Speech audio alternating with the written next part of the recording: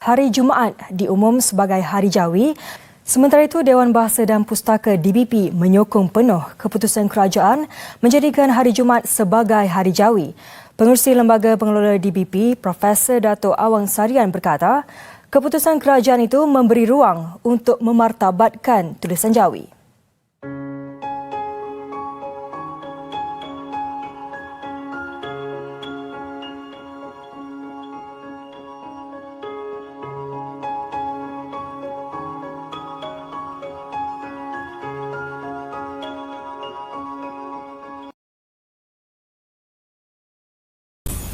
Pada bahagian pengenalan, sejarah perkembangan tulisan Jawi sehingga kini sangat berkait rapat dan penting dalam penyebaran agama Islam. Tambahan lagi, tulisan Jawi ini juga sangat penting dalam memahami tulisan Arab yang merupakan keutamaan dan keistimewaan dalam penulisan kitab suci Al-Quran, iaitu panduan bagi kehidupan setiap umat Islam di muka bumi ini. Menurut penulisan Hashim Musa pada tahun 2005, tulisan Jawi dalam pembinaan tamadun Melayu, khususnya pada zaman kegebilangan Kerajaan Melayu Melaka, telah digunakan dalam bidang persuratan sebagai cara untuk merakamkan segala khazanah ilmu pengetahuan dan kebijaksanaan masyarakat Melayu. Pada zaman Kerajaan Melayu Melaka juga, kemahiran menggunakan tulisan Jawi sebagai tulisan dalam bahasa Melayu merupakan salah satu identiti bagi bangsa Melayu beragama.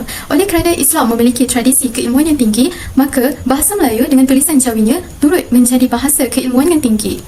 Perhubungan yang sangat rapat dan penting antara bahasa Melayu dan tulisan Jawi ini bukan sahaja digunakan sebagai bahasa pengantar dalam penyebaran Islam ke seluruh wilayah Melayu, malah ia juga digunakan untuk hubungan internasional dalam bidang perdagangan, pelayaran militer dan sebagainya.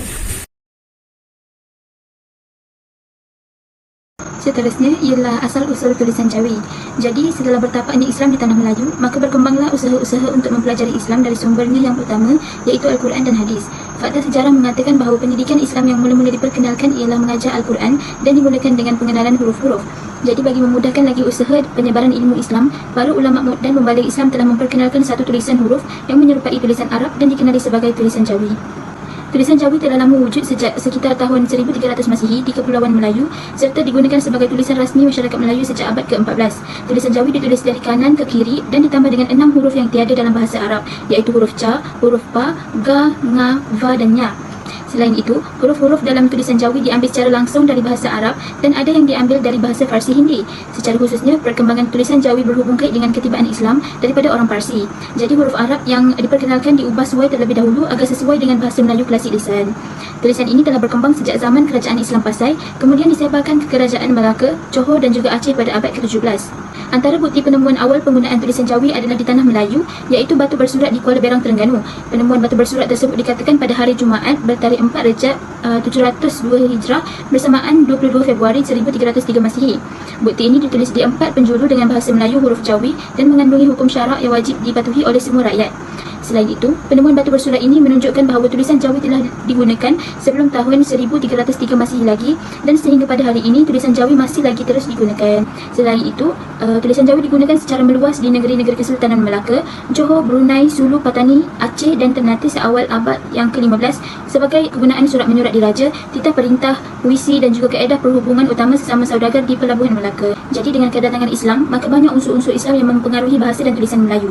Banyak perkataan Arab yang diambil dan dimasukkan dalam bahasa Melayu sama ada dikekalkan sebutan dan ejaannya maupun diserap dan disesuaikan lafaz dan ejaannya. Penggunaan tulisan Jawi sebagai perakam karya-karya persuratan Melayu sudah meliputi suatu lingkungan yang sangat luas. Malah, tulisan Jawi juga telah digunakan dalam semua bidang kehidupan pada masa tersebut. Tetapi, sejak sistem ejaan Rumi diperkenalkan untuk menulis bahasa Melayu pada awal kurun ke-20 dan digunakan dalam sistem pendidikan di tanah Melayu, jadi kedudukan tulisan Jawi mula mendapat persaingan. Seterusnya kita masuk pada kepentingan tulisan Jawi. Yang pertama, tulisan Jawi sebagai medium asas pengajaran pendidikan Islam. Tulisan Jawi merupakan abjad-abjad telah diubah sesuai dengan huruf Arab. Kebanyakan huruf yang diubah adalah mengikut kesesuaian lidah orang Melayu bagi memudahkan proses pengajaran dan pembelajaran. Untuk itu, tulisan Jawi telah dijadikan sebagai medium asas untuk pengajaran dan pelajaran pendidikan Islam di sekolah-sekolah Malaysia pada hari ini, terutamanya dalam pembelajaran Al-Quran. Matlamat pelajaran Jawi adalah untuk melengkapkan pelajar dengan kemahiran menulis dan membaca Jawi bagi membolehkan pelajar-pelajar memahami pelbagai ilmu dalam bidang pendidikan Islam. Seterusnya menguasai cabang-cabang ilmu dalam bidang pendidikan Islam. Banyak khazanah intelektual masyarakat lama disimpan, dokumentasikan dan ditulis dalam tulisan Jawi.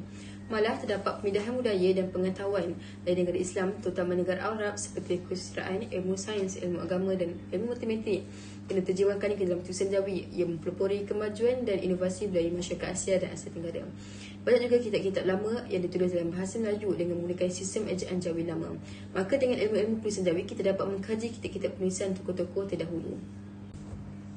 Sebab itu, lambang kesenian dan identiti umat Islam. Tulisan Jawi turut mempunyai nilai estetika yang tinggi, menarik, unik dan klasik. Tulisan Jawi meresap masuk dalam jiwa Melayu sehingga diterjemahkan bukan sahaja dalam pendidikan dan pentadbiran, tetapi juga dalam pamerkan kesenian dan kebudayaan orang Melayu. Tulisan Jawi diukirkan sebagai perhiasan di rumah, sekolah, begitu juga pada peralatan yang digunakan seharian dan turut digunakan dalam menuliskan perkara-perkara penting seperti penulisan hukum kanun, Al-Quran, surat-surat, watikah, pada batu-batu nisan, duit healing serta tembaga. Seterusnya, tulisan Jawi juga merupakan nadi bagi masyarakat Melayu yang sinonim dengan agama Islam. Keputusan tulisan Jawi sebagai pengantar intelektual dan tradisi keilmuan masyarakat Melayu mempunyai kesan sangat besar dalam proses pembinaan jati diri bangsa Melayu. Tulisan Jawi telah memberikan sumbangan sangat besar dan banyak perubahan kepada kemajuan bangsa Melayu. Sebagai contoh, pendidikan Melayu berkembang dan dapat disampaikan kepada Melayu, khususnya generasi terdahulu, melalui tulisan Jawi. Walau bagaimanapun, tulisan ini semakin pupus apabila mula dipinggirkan dalam sistem pendidikan negara yang mengutamakan tulisan Rumi. Secara beransur-ansur, tulisan Jawi diketepikan dan tidak lagi menjadi pengantar dalam pengajaran dan pembelajaran di sekolah.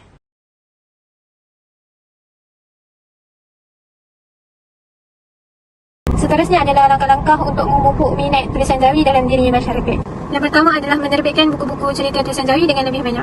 Kita dapat lihatlah yang mana di kedai-kedai buku-buku cerita tulisan Jawi ni tak sebanyak dengan buku-buku cerita tulisan bahasa Melayu dan Inggeris. Jadi perkara ini tak wajar kan, kerana tulisan Jawi merupakan satu warisan yang perlu untuk kita sandungi. Selain itu, dengan adanya pelbagai buku cerita tulisan Jawi, masyarakat ada lebih banyak pilihan untuk memilih mengikut minat dan cita rasa mereka. Yang kedua, menggunakan sarikata tulisan Jawi dalam perfilman dan drama. Hal ini juga kita dapat lihat yang mana negara kita tak mempraktikkan perkara ini. Walhal pengarah-pengarah cerita di Malaysia majoritinya adalah Muslim. Jadi apabila kita menonton filem atau drama dengan adanya sarikata Jawi di bawah, secara tak langsung kita dapat mantapkan pembacaan Jawi kita sekaligus dapat tahu ejaan-ejaan yang betul bagi sesuatu perkataan dalam Jawi. Yang ketiga, penganjuran kelas tulisan Jawi buat masyarakat. Kelas tulisan Jawi ni selain daripada mengajar, kita juga boleh mengadakan pertandingan seperti penulisan esei dalam tulisan Jawi, kuis Jawi, pertandingan nafas Jawi dan banyak lagi. Secara tak langsung, masyarakat dapat mendalami pengetahuan sekaligus mendapat platform untuk mengasah bakat. Yang keempat, sokongan ibu bapa dalam memupuk minat pembelajaran Jawi anak-anak. Ibu bapa merupakan entiti penting dalam merangsang minat anak-anak ke arah penguasaan sesuatu ilmu dan pembelajaran. Seperti dalam satu kajian yang dijalankan oleh Zulkifli Hamid, ada menyatakan penglibatan ibu bapa kepada pelajaran anak-anak memberi impak yang positif dan penting dalam proses perkembangan anak-anak dan juga remaja.